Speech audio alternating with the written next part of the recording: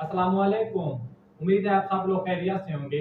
और आज का जो हमारा वीडियो का टॉपिक है वो है कि गोश्त को हजम करने का आसान तरीका।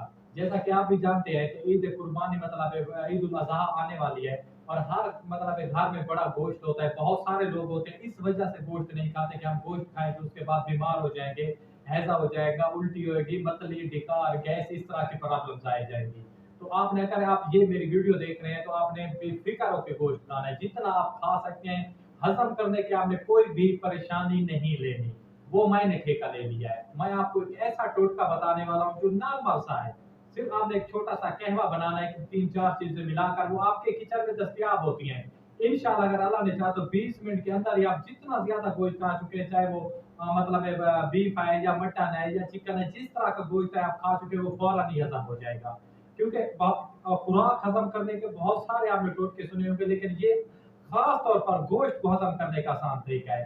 क्योंकि मुझे बहुत ज्यादा कमेंट्स आ रहे थे दोस्तों के इसी तरह के कि मतलब ईद उल अजहा आ चुकी है, मतलब बकरा ईद आ चुकी है, या बहुत सारे इसको नाम देते हैं, या मतलब ये हमने गोश्त खाना है, और इस वजह से हमें कोई ऐसा टोटका, घरेलू टोटका बता दीजिए गोश्त हम जितना अपना मर्जी का खाएं लेकिन बहुत जल्द हजम हो जाए, हम बीमार ना हो, किसी किस्म की कोई परेशानी ना हो। सबसे पहले हमने 3 चीजें लेनी है, कोई ज्यादा चीजें नहीं लेने। नंबर 1 पे पेपरमिंट के पत्ते, पुदीना के पत्ते, मतलब 6 से 7 आप पत्ते ले लें। इसके साथ आपने लेना क्या है कि जो होते हैं सौंफ, वो आप ले लें। इसके साथ लीमू और काला नमक, ये 4 चीजें हैं।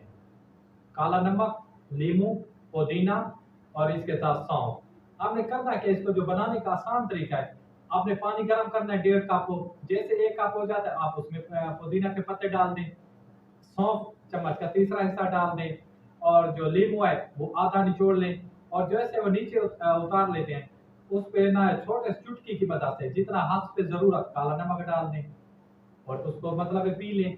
अगर आपको इस तरह का अच्छा नहीं लगता तो आप उसमें शहद भी ऐड कर सकते हैं मीठा करने के लिए, लेकिन इसका भी जायका बहुत ही जबरदस्त होगा। आप पिए, जैसे आपने गोश्त खा लिया उसके मतलब फौरन बाद पी लें, इंशाल्लाह आप देखेंगे आधे घंटे के अंदर ही, आधा घंटा मैं कह रहा हूँ लेकिन 20 मिनट के अंदर ही अगर आपका जितना भी पेट मतलब भारी हो चुका है, वो फौरन ही खुराक खत्म हो जाएगी। ना कोई डिकार आएंगे, उल्टी होगी, ना मतली होगी, ना किसी किस्म की गैस होगी। और आप कहेंगे कि क्या ही बात है, क्या ही नुस्खा है। ये छोटा सा नुस्खा है, आपने खुद भी इस्तेमाल करना है और इंशाल्लाह अपने दोस्तों तक शेयर करना है। आप देखेंगे कि आपको इसके हरियाण मतलब नतज मिलेंगे। एक छोटे से नुस्खे, आपको किसी भी डॉक्टर या मुआलिज के पास जाने की जरूरत नहीं पड़ेगी। तो अपने भाई को दीजिए इजाजत। खुदा हाफिज, सलाम, जज़ाकल्लाह।